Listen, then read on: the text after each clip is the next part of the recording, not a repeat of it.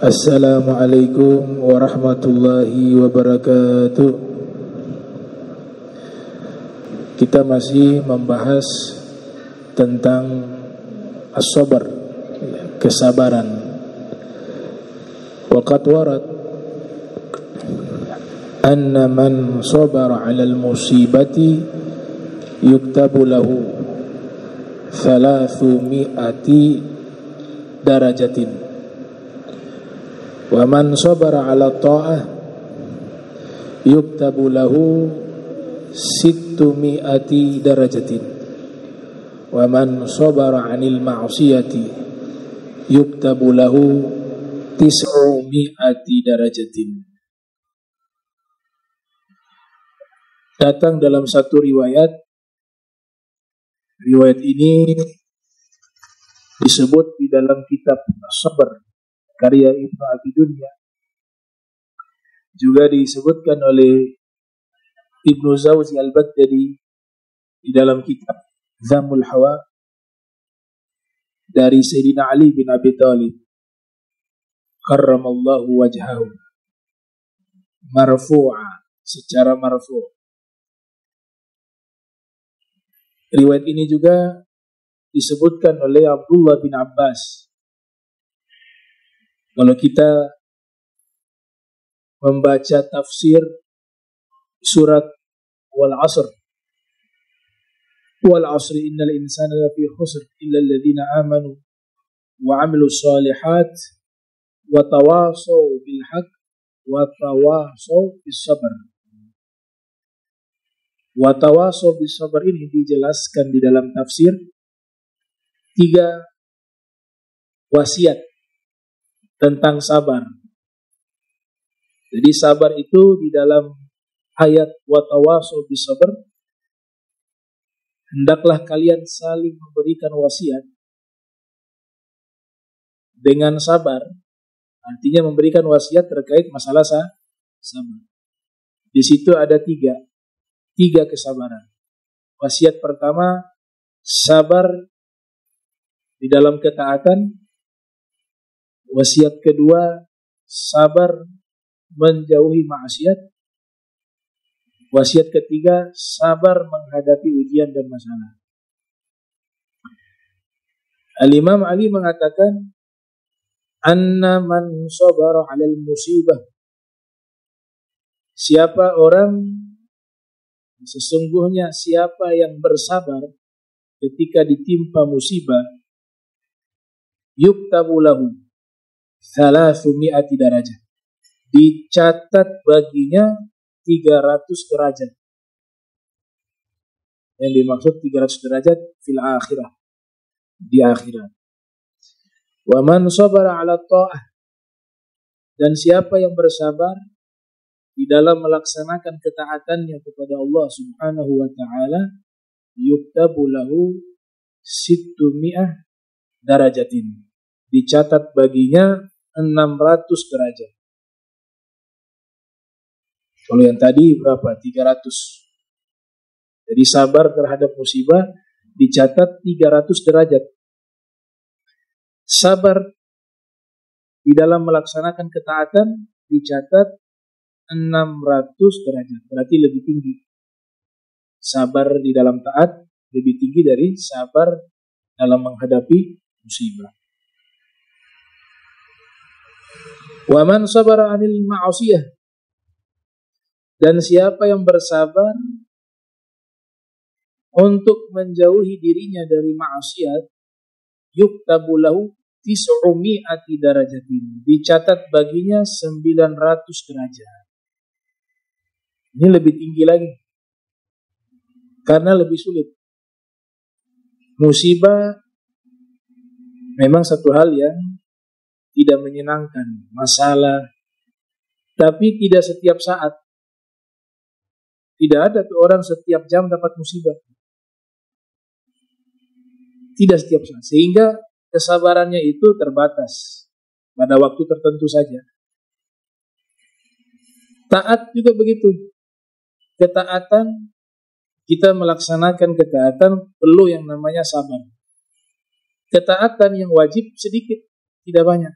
Sehingga kesabarannya itu tidak terlalu susah, terlalu sulit.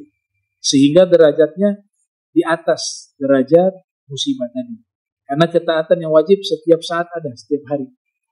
Tapi hanya sedikit, sholat 5 waktu, puasa, Ramadan, zakat, haji, yang mampu. Zakat bagi yang mampu, haji bagi yang mampu, umroh bagi yang mampu. Tapi ketika maksiat 900 derajat dicatat. Karena maksiat, meninggalkan maksiat itu jauh lebih sulit. Larangan Allah begitu banyak. Gak bisa lihat yang haram, tidak bisa mendengar yang haram, tidak boleh meninggalkan ketaatan, maksiat. Hati tidak boleh kotor dengan dosa, dan seterusnya. Maka larangan yang begitu banyak, dia butuh kesabaran yang luar biasa, perjuangan yang luar biasa, sehingga derajat sabar terhadap meninggalkan maksiat lebih tinggi daripada ketaatan, karena lebih sulit. Sholat 5 waktu banyak yang mampu lakukan, tapi di hari itu menjauhi maksiat belum tentu lolos. Jarang zaman sekarang nonton, tidak ada niat nonton yang tidak baik di televisi. Tapi ketika ada perempuan membuka aurat, dia tutup mata, langka orang begini.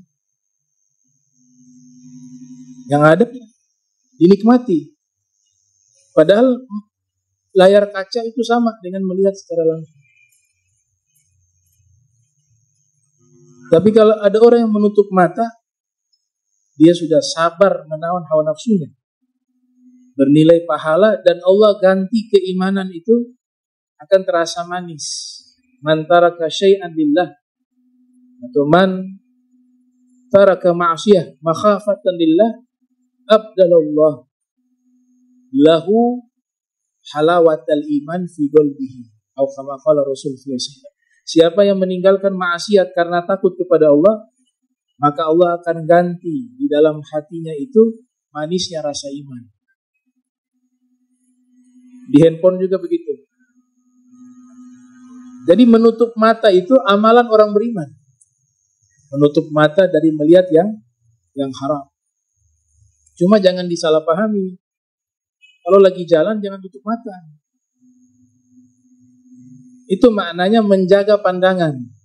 Kalau memang kita tidak mau melihat yang haram, maka caranya itu walaupun tanpa menutup mata bisa kita hindari. Tapi kalau mau, tetap akan bisa lihat. Qul lil mu'minin yaghuddu min absarihim wa yahfazu furujahum. Jadi menjaga pandangan mata dari melihat yang haram, perintah dari Allah. Katakanlah kepada orang yang beriman. Coba perhatikan. Allah nyatakan lil mu'minin. Karena derajat menjaga mata itu derajat orang beriman, bukan orang muslim. Mukmin di atas muslim. Katakanlah kepada orang beriman, yaghuddu min absarihim, jagalah pandangan mata mereka, wa yahfazu furujahum, dan jagalah kemaluan mereka. Jadi melihat, al-aqlu yufakkir, akal berimajinasi, wal qalbu yuthbit, hati menetapkan, wa dzakar yaf'al, dan kemaluan yang melakukan. Berawal dari mana? Dari mata. Dari mata. Maksiat, perzinahan, perselingkuhan, itu mulanya semua dari mata. Makanya Allah menyatakan dengan urutan, jagalah mata, baru kemaluan.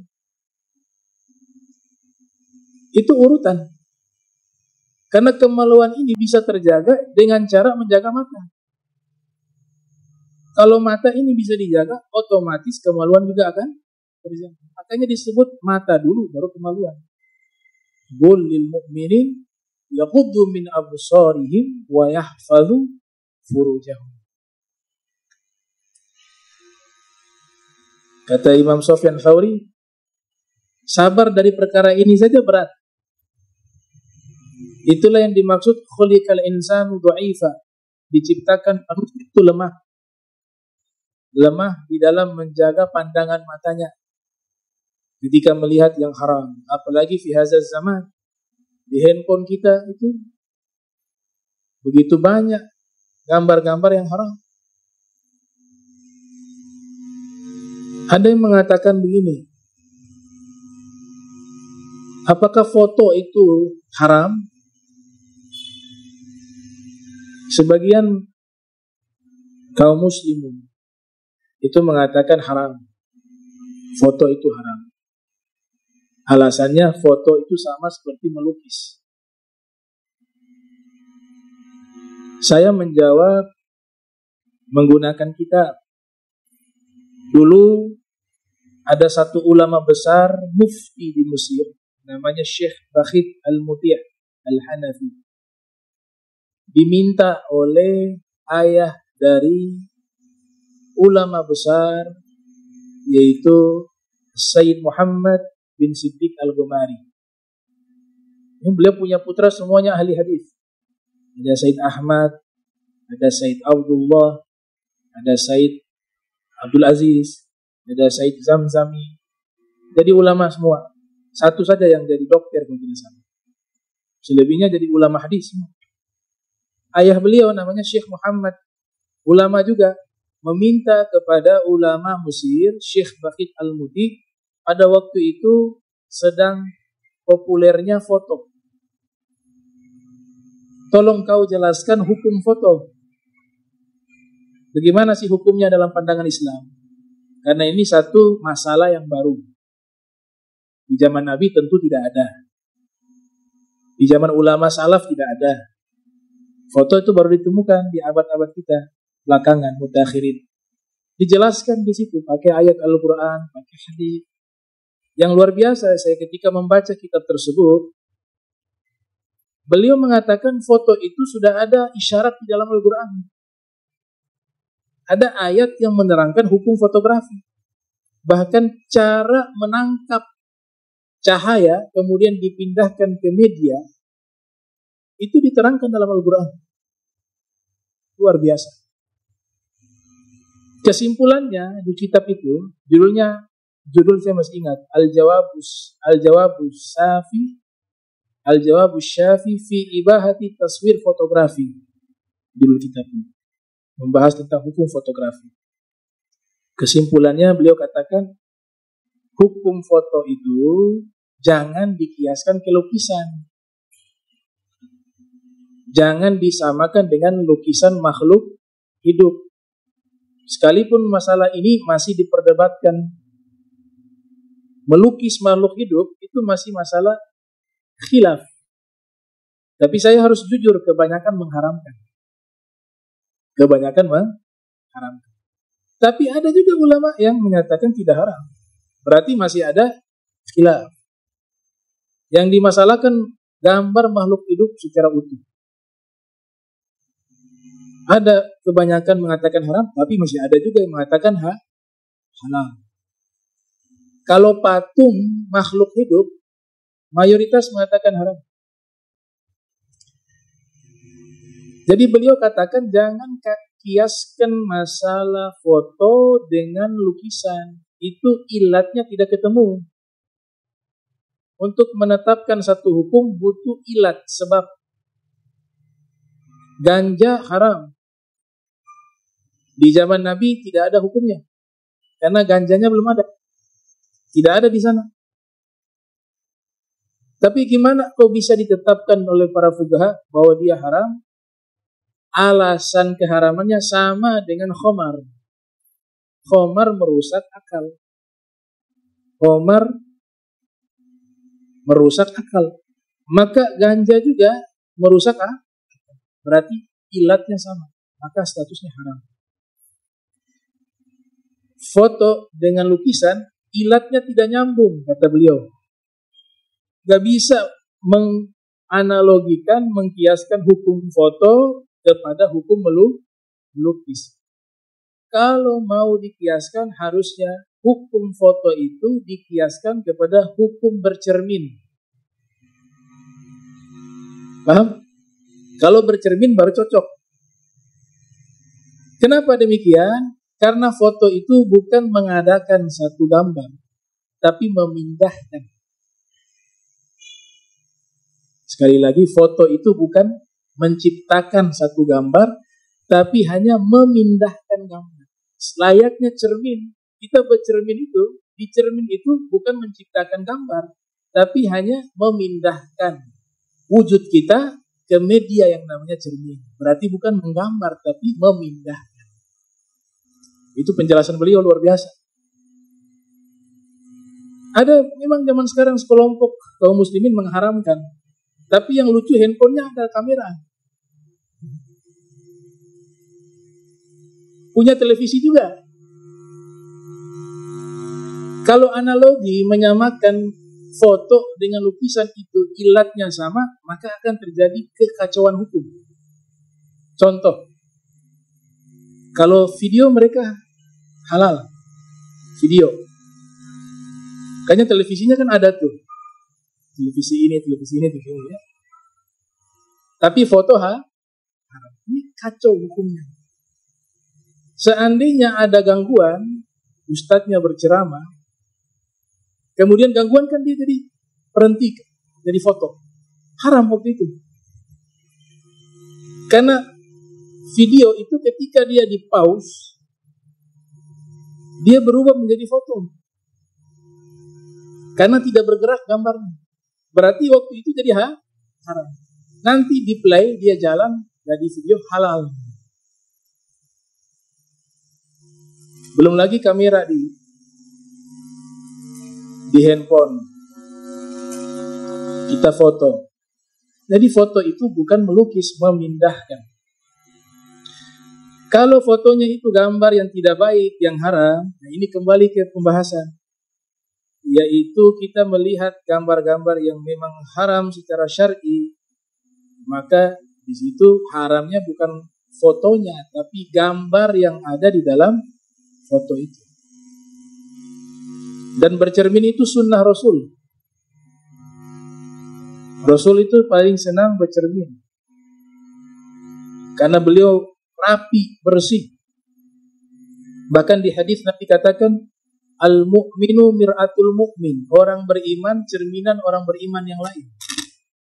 Cerminan orang beriman yang lain. Ini masalah foto. Soalnya ada yang nanya ke saya hukum foto. Ya, saya bilang lucu kalau foto itu haram. Tiap hari nonton televisi haram dong. Pegang handphone, nonton itu YouTube haram. Karena itu foto. Foto yang bergerak. Kalau mengatakan enggak, yang rekaman itu halal, fotonya haram, berarti ketika engkau pause, haram. Jadi foto. Kau play jadi video halal. Berarti kacau hukumnya. Karena mengkiaskan salah tempat. Kiasnya kepada lukisan. Padahal harusnya mengkiasnya kepada cermin. Foto itu sama cermin sama. Memindahkan. Memindahkan wujud kita ke media. Jadi sabar menjaga mata dari maksiat itu dicatat 900 derajat. Dan juga sabar dari semua maksiat. Al-Ghazali mengatakan inna tarkal ma'asi asyad min fi'li ta'at. Meninggalkan maksiat jauh lebih berat dari melaksanakan ketaatan. Tapi kalau orang yang mampu melakukan ini disebut as-siddiqun. Dia masuk ke wilayah apa? As-siddiqun. Orang yang jujur imannya kepada Allah. Tinggi derajat. Ya ayyuhalladzina amanu taqullaha wa kunu ma'as shadiqin. Wahai orang beriman, bertakwalah kepada Allah dan jadilah kalian selalu bersama dengan orang-orang yang siddiq.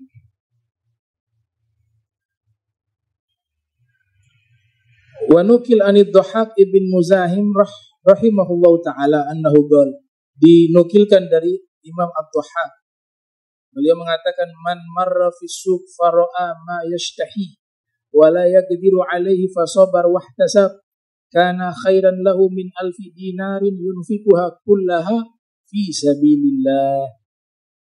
Al-Imam Ad-Dhahhak menyatakan siapa yang pergi ke pasar lalu dia melihat sesuatu yang dia sangat ingin. Dia sangat ingin akan sesuatu tersebut, tapi tidak mampu. Mungkin tidak punya uang, tidak mampu membelinya.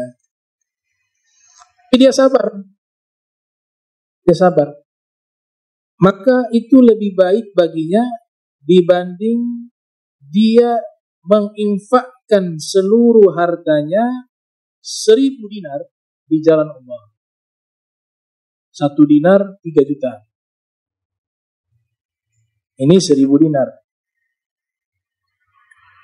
Jadi kalau ada yang kita inginkan kemudian tidak bisa kita dapati, kita bersabar, di situ ada nilai pahala. Ada nilai kebaikan. Saya teringat tahun 2009 kami membaca kitab Nawadir karya Imam Al-Qalyubi kepada salah satu guru kami dan juga murid dari Kiai Haji Maimun Zubair, Allah yarham. Waktu itu kita membaca satu kisah yang unik, di mana kisah ini mengutip firman Allah Ta'ala surat Al-Zalzalah. Surat Al-Zalzalah. Dikisahkan di situ ada satu orang soleh mau meninggal dunia. Mau meninggal dunia. Dia punya satu keinginan. Kerabatnya ada di sampingnya. Wahai keluargaku, wahai sahabat-sahabatku, ini saya dalam keadaan sudah sekarat. Tidak lama lagi mungkin saya meninggal dunia. Saya punya satu keinginan saja, bisakah tidak kalian penuhi? Kerabat-kerabatnya mengatakan, apa keinginannya? Kami akan penuhi. Saya ingin meminum madu. Tolong kalian carikan madu. Saya ingin meminumnya. Itu saja permintaan saya.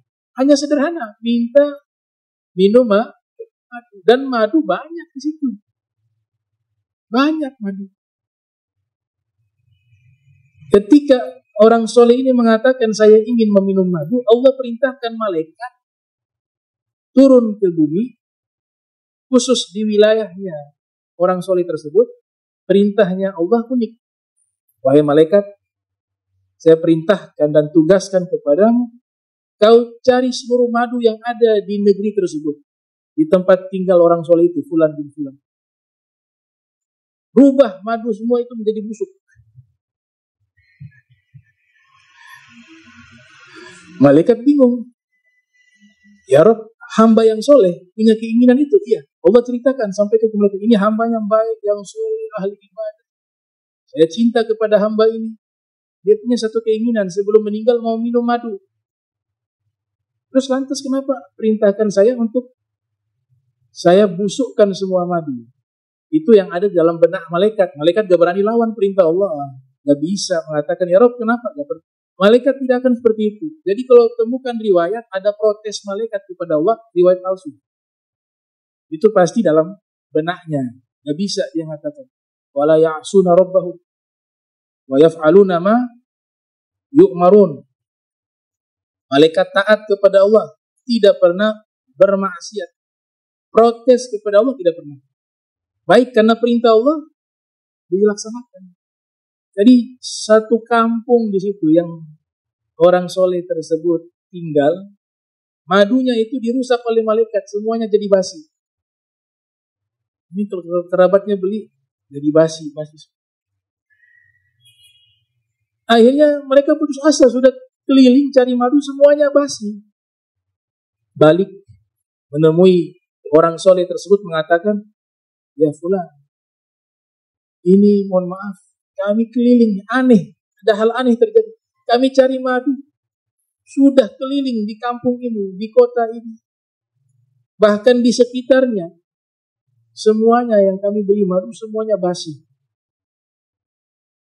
Akhirnya hamba soleh ini wafat. Keinginannya tidak terpenuhi. Naik malaikat ke langit ini. Malaikat yang ditugaskan. Ada tugas baru lagi. Allah perintahkan malaikat tersebut Kalian pergi ke satu negeri di kutub utara. Cari satu jenis ikan langka. Jenis ikan yang langka. Kemudian ikan itu kalian tangkap, bawa ke negeri. Satu negeri, di situ ada orang Yahudi. Dia nelayan. Waktu dia lagi mancing, ikan itu masukkan ke jaringnya. Tambah bingung nih malaikat. Ini Yahudi punya keinginan. Ternyata Allah katakan, orang Yahudi itu ingin sekali mendapatkan jenis ikan langka itu. Cuma ikan langka itu tidak ada di tempatnya. Adanya di kutub utara. Sekarang saya tugaskan kepadamu, wahai malaikat, ambil ikan itu di kutub utara, kemudian bawa ke wilayah orang Yahudi itu, masukkan ke jaringnya. Jaring ikannya. Dia sedang memancing waktu itu. Bingung malaikat. Cuma kayak begitu malaikat harus taat. Gak bisa protes. Pergi ke kutub utara, diambil itu ikan. Pergi ke wilayah orang Yahudi itu, nelayan tersebut sedang mancing. Malaikat masuk ke dalam laut, dimasukkan ikan langka itu ke jaringnya. Diangkat oleh orang Yahudi. Ada ikan. Ikan langka. Senang dia. Pulang ke rumah. Dikasih ke keluarganya, ini ikan langka semua. Orang kampung hadir semua. Luar biasa kau dapat ikan ini. Dia punya keinginan bisa memancing ikan langka itu. Allah gobul. Akhirnya malaikat naik lagi. Kemudian Allah jelaskan. Wahai malaikat, yang aku tugaskan kepada kalian, ada hikmahnya, kata Allah Ta'ala. Malaikat kemudian memperhatikan kira-kira hikmah apa yang Allah ingin sampaikan. Allah katakan, hamba soleh tadi yang meninggal, dia punya keinginan ingin minum madu, saya gagalkan keinginannya. Sebagai ganti keinginannya tidak saya kabulkan, saya simpan ini menjadi hasanat, kebaikan, pahala yang saya akan balas dia di akhirat dan juga di surga. Saya sediakan madu yang lebih enak daripada itu. Dan dengan hal itulah dia meninggal dalam keadaan bersih. Jadi saya ingin menghapus dosanya dengan cara keinginannya tidak saya kabulkan. Jadi kalau kita punya keinginan tidak digabulkan, itu Allah menghapus dosa kita. Karena saya cinta kepadanya, saya gagalkan keinginannya agar menjadi penghapus dosa baginya, dan dia meninggal dalam keadaan suci bersih, dan nanti di surga saya akan ganti dengan madu yang lebih enak, lebih nikmat dari madu yang ada di dunia. Adapun orang Yahudi tadi, dia sudah lama punya keinginan mendapatkan jenis ikan langka tersebut. Maka saya yang punya sifat kasih sayang dan maha adil, dia ini pernah berbuat kebaikan. Saya balas kebaikannya tidak bisa di akhirat, karena dia tidak beriman kepada saya. Maka saya tugaskan kalian segera mencari ikannya untuk membalas kebaikannya saat itu juga. Sehingga saya tidak ada utang kebaikan di akhirat. Berarti dari sini musibah kadang-kadang hadiah. Kita tidak tahu ternyata disitulah keselamatan kita. Disitulah pengampunan dosa kita. Disitulah diangkat derajat kita.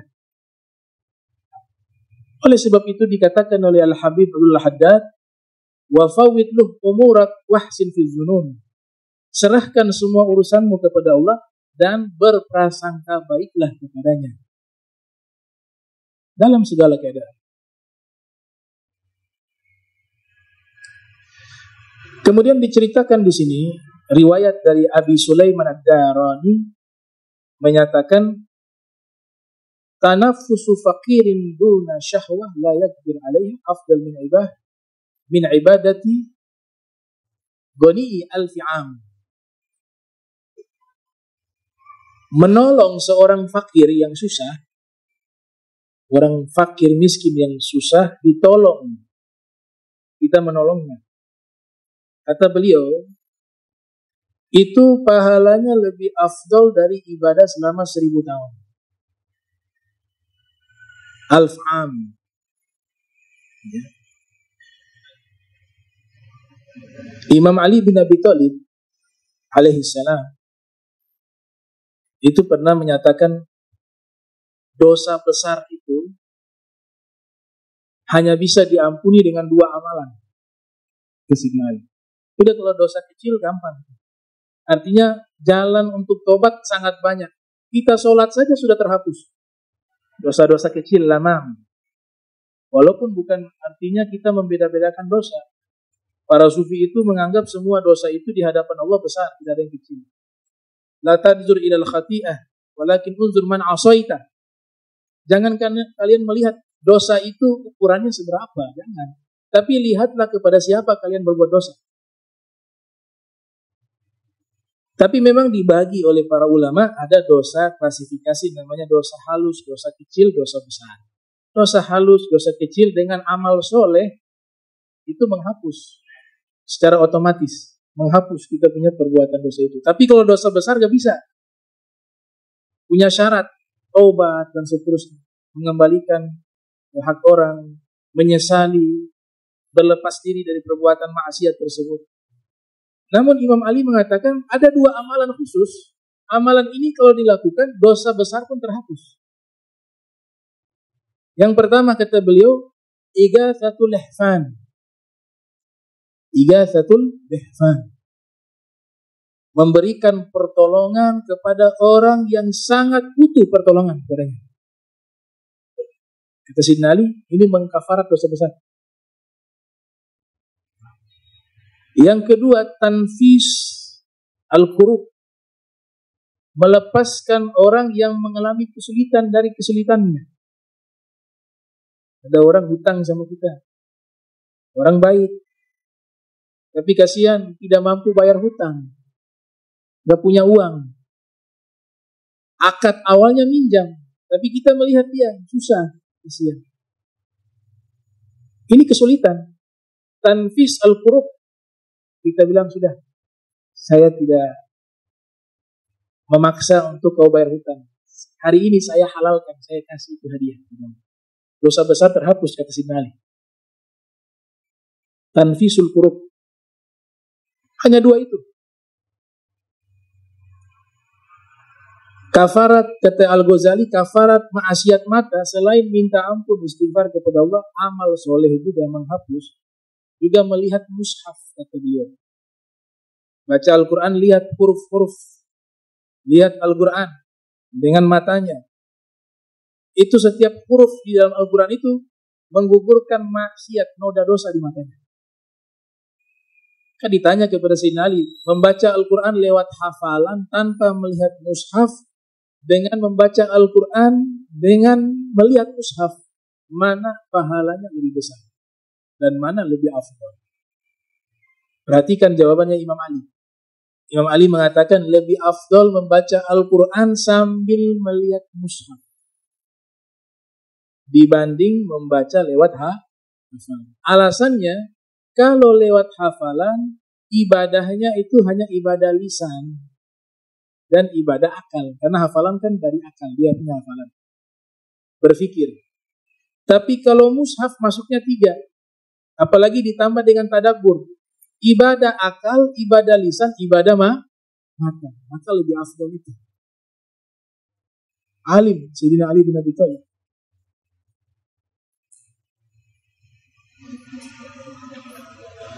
Nah, orang yang kena musibah ini, ashabul masaib, punya tempat khusus. Haziratul Quds namanya. Waja'a anna Musa alaihi salam qala ilahi ayyu manazil jannati ahab ilaik. Nabi Musa pernah mengatakan, wahai Allah, rumah di surga yang paling engkau cintai dan paling mulia rumah apa? Maka berfirman Allah Ta'ala, Haziratul Quds. Rumah itu namanya Haziratul Quds. Qal man yaskunuha. Nabi Musa bertanya, siapa yang tempati rumah itu? Wahai Allah. Qal ashabul masaib. Orang yang hidup di dunia banyak tertimpa musibah. Dan mereka bersama. Itu tempatnya. Qala ya Rabb man hum. Kemudian Nabi Musa mengatakan, ya Rabb, ciri-ciri mereka itu seperti apa? Orang yang sabar ketika tertimpa musibah. Qala alladzina idza ibtalaituhum sabaru. Mereka itu apabila saya uji sabar. Wa idza an'amtu alaihim syakaru. Kalau aku beri nikmat syukur. Wa idza asabathum musibah. Apabila ditimpa musibah kepada mereka, qalu, mereka mengucapkan inna lillahi wa inna ilaihi raji'un. Ini al-istirja, ya. Al-istirja ini sunnah. Kalau kita mengalami satu hal yang tidak menyenangkan, sunnahnya baca itu. Bukan hanya kena masalah besar, tapi semua hal yang tidak menyenangkan, sunnahnya kita membaca kalimat itu. Inna lillahi wa inna ilaihi raji'un. Dalam Al-Quran itu kan dinyatakan, idza asabatkum musibah qalu inna lillahi wa inna ilaihi raji'un. Dalam hadis juga Nabi katakan, ajaban lil amril mu'min. Saya kagum dengan urusan orang beriman. Al-amruhu kulluhu khair. Semua urusan orang beriman baik, tidak ada yang buruk. Idza asabatkum musibah sabar. Mereka kalau ditimpa musibah sabar. Dan itu baik baginya. Wa idza asabathum ni'mah atau kama qala Rasulullah sallallahu, kalau diberikan nikmat kepada mereka syakar, bersyukur. Dan itu baik juga bagi mereka. Itu ciri orang beriman. Ketika dapat musibah sabar. Dapat nikmat syukur. Ada kisah. Kisah ini diceritakan dalam kitab Al-Mustatraf. Kitab yang isinya hikayat-hikayat lucu, tapi ada hikmah. Nama kitabnya Al-Mustatraf. Ada satu orang, dia jalan di Irak, di negara Irak. Dia lewat di satu rumah. Dia heran, ada orang tua bermain dengan wanita muda. Ini yang orang tua ini, mohon maaf, itu tidak gagah. Sudah tua tidak gagah. Sedangkan yang perempuan itu masih muda, cantiknya luar biasa. Dia heran, anaknya. Dia berpikir begitu sambil menganalisa. Tapi bercandanya bukan anak dengan bapak. Alhasil sudah, dia penasaran. Yang bapak ini masuk ke rumah. Tinggallah ini wanita muda yang cantik ini. Di situ ada beberapa orang juga di situ yang duduk bersama wanita cantik itu. Maka rajulun hadza, laki-laki ini dia beranikan diri mau tanya ke wanita itu. Mohon maaf, saya lihat tadi luar biasa, bahagia sekali, bercanda. Kamu dengan yang tadi masuk ke rumah bapak tua itu. Ya saya mau tanya, itu siapa? Itu ayah kamu? Bukan. Paman? Bukan. Itu siapa itu? Itu suami saya. Suamimu ya? Mohon maaf nih, ya, jangan marah, saya mau. Kamu tidak salah nih, maksudnya suami kamu sudah tua, tidak gagah, sedangkan kamu masih muda, cantik. Kenapa kau milih suami seperti itu? Maka dia katakan, ya saya ingin masuk surga. Tunggu, maksudnya gimana tuh? Ingin masuk surga, menikah dengan bapak tua itu? Iya, karena kan di dalam riwayat, surga itu dimiliki oleh orang yang bersyukur dan orang yang bersabar. Saya ingin juga suami saya juga ikut saya masuk surga. Kalau suami saya lewat pintu syukur, setiap hari dia melihat saya, dia pasti terima kasih, bersyukur kepada Allah. Masya Allah, istri saya cantik. Akhirnya dia jadi orang yang bersyukur. Dia akan masuk surga sebab syukurnya. Kalau saya lewat pintu sabar. Tiap hari lihat suami saya begini, oh sabar. Jadi orang bersabar, saya masuk surga lewat pintu sabar. Jadi asyakir wasabir dua-dua untung. Yang pandai bersyukur untung, yang pandai bersabar juga untung. Itu ada di kitab Al-Mustatraf.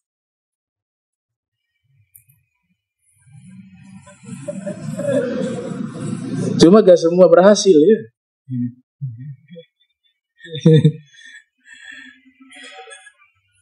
Kemudian ada kisah di sini. Kisah dikatakan kesabaran seorang istri kepada suami dan sebaliknya, kesabaran seorang suami kepada istri yang akhlaknya tidak baik. Di sini dikisahkan ada orang soleh, sabarnya luar biasa. Ini kalau masuk surga pintu sabar nih suami ini. Dan tidak mudah. Makanya banyak jadi wali karena sabar sama akhlak istrinya yang tidak baik. Sebaliknya begitu juga. Yang perempuan diangkat derajat menjadi kekasih Allah karena sabarnya terhadap akhlak yang tidak baik dari suami. Kecuali yang sudah masuk kepada kriminal ya. KDRT dan seterusnya, itu jangan bertahan. Itu sudah pelanggaran berat. Ini ibaratnya masih bisa ditoleransi. Masih bisa ditoleransi. Akhlaknya tidak baik. Jadi orang soleh ini, dia sabar sekali kepada istrinya. Tiap hari istrinya maki-maki dia. Dia tidak balas. Ini ilmu nih. Itu perempuan kalau kita balas, kita akan kalah. Senjatanya diam saja. Kita lawan dia 10, dia punya 1000. Kita 1000, dia 10.000. Makanya Nabi ajarkan akhlak itu. Nabi berikan wasiat kepada sahabat, kalau apa dengan wanita, diam itu kemenangan. Mengalah. Dan dia dicaci maki setiap hari, setiap saat. Nih suami pulang kerjanya ngambil kayu bakar di hutan. Pulang ke rumah, istrinya ngomel, caci maki dia. Sabar, dia gak malas. Dan itu bertahun-tahun. Sampai Allah berikan kemuliaan kepadanya. Kemuliaannya adalah salah satu sahabatnya pernah berkunjung ke rumahnya. Sampai di rumahnya itu ketemu istrinya. Ditanya, kamu siapa? Saya saudara dari suamimu. Akhun fillah, dia katakan begitu. Saudara karena Allah. Artinya saudara seagama, seiman. Sahabat. Kata istrinya, oh suami saya sedang keluar cari kayu bakar. Wah dia itu malas kerja begini. Panjang lebar caci maki suaminya di hadapan orang. Padahal tidak sesuai kenyataan. Suaminya orang baik. Yang disebutkan keburukan. Nah ini karakter juga. Punya 1 juta kebaikan, tapi kalau kita punya 1 kesalahan, yang diingat 1 kesalahan itu. Bukan yang 1 juta kebaikan. Nabi istilahkan dengan gelas-gelas kaca. Perempuan itu kawarir. Ini hadisnya pendek tapi dalam. Kata Nabi, pelan-pelan jangan sampai gelas kaca pecah. Kata Rasul. Dalam kitab Fathul Bari ada. Ulama mensyarahi itu sampai puluhan lembar. Hanya ucapan itu ya, hati-hati. Gelas-gelas kaca itu jangan sampai pecah. Waktu itu istri-istri Nabi sedang di atas unta. Untanya itu gerak. Ada yang bernyanyi. Ada yang menggiring unta dengan nyanyian. Sahabat. Saking indahnya nyanyian dia, itu unta goyang. Di atas ada istrinya Nabi. Nabi katakan, hati-hati. Jangan sampai gelas kaca itu jatuh dan pecah. Maksudnya istrinya jangan sampai jatuh. Itu disyarahi ada sekian lembar, puluhan lembar. Maknanya wanita dikiaskan oleh Nabi gelas-gelas kaca. Artinya kalau hatinya itu sudah tersakiti, dia sudah retak, kita perbaiki lagi untuk utuh seperti semula gak bisa. Seumur hidup dia ingat. Layaknya gelas kaca yang pecah, kita susun kembali, perbaiki lagi. Bisa utuh, tapi lihat bekasnya tidak bisa hilang. Itu salah satu makna. Ini butuh kajian khusus hadis itu. Mungkin 1-2 jam. Nah ini dia caci maki. Dia bilang suami saya begini. Tidak baik. Sahabat suaminya ini paham. Saya punya sahabat orang baik. Sudah. Tidak mau. Ya, saling dialog, berbantah-bantah. Saya tunggu deh. Saya tunggu bisa di depan rumah. Silakan kalau kau tunggu di depan rumah. Sebentar lagi biasa dia datang. Subhanallah. Suaminya datang. bawa kayu bakar, naik singa. Singa yang pikul kayu bakarnya, suaminya naik di atas ini, kaget. Diturunkan itu kayu bakar di atas punggung singa. Setelah itu dia katakan, idhab wa barakallahu fiik. Wahai singa, silakan balik lagi ke hutan. Semoga Allah berkahi dirimu. Masuk. Dia takjub, dia katakan luar biasa. Sahabat lihat dia, kawannya sudah ada. Ayo masuk. Ini kau naik singa, udah itu gampang nanti. Sekarang saya mau jamu kamu masuk ke rumah. Masuk ke rumah. Sampai dalam rumah istrinya ngomel-ngomel, caci maki dia. Dia sabar dia. Ini sahabatnya heran, luar biasa kesabaran. Ya, tasubbuhu fala yujibuha. Caci maki suaminya, fala tujibuha. Fala yujibuha. Dia tidak jawab sama sekali. Fa'at'amahu summa wadda'ahu. Dia beri makan sahabatnya tadi yang berkunjung ke rumahnya. Kemudian dia antar. Ini sunnah juga, kalau tamu diantar sampai ke pagar. Jangan langsung masuk. Begitu juga yang ngantar taksi atau ngantar ojek, motor. Jangan kita masuk, tunggu mereka pergi baru kita masuk. Itu akhlaknya Rasul Muhammad SAW. Diantar dia. Diantar fansaraf wa huwa muta'ajjib ghayatul ajab. Setelah diantar sampai di depan rumah, sahabatnya pergi dalam keadaan ta'ajub, menyaksikan hal itu. Jadi ta'ajubnya dua di sini. Ta'ajub pertama naik kursinya, ta'ajub kedua sabarnya luar biasa. Dicaci maki sama istrinya di depan orang, dia gak jawab. Sabar. Tsumma jaa fil 'ami tsani. Fadaqqal bab. Tahun berikut dia silaturahmi lagi. Tutup pintu. Assalamualaikum. Dibuka pintu. Seorang wanita yang berbeda. Istri baru. Yang lama sudah meninggal. Ternyata istri yang baru ini baiknya luar biasa. Saya sahabat suamimu. Ini istrinya? Iya, saya istrinya. Dia sedang kasihan, sedang cari kayu bakar. Dia orangnya pekerja yang baik, rajin kerja. Pokoknya isinya kebaikan. Berbanding terbalik dengan istri yang pertama. Suami saya ini baik, begini. Boleh saya tunggu di sini? Tunggu depan rumah. Tidak lama datang suaminya, sudah pikul kayu. Singa sudah tidak ada lagi. Dipikul kayu, dibawa. Wahai akhi, tahun lalu saya berkunjung.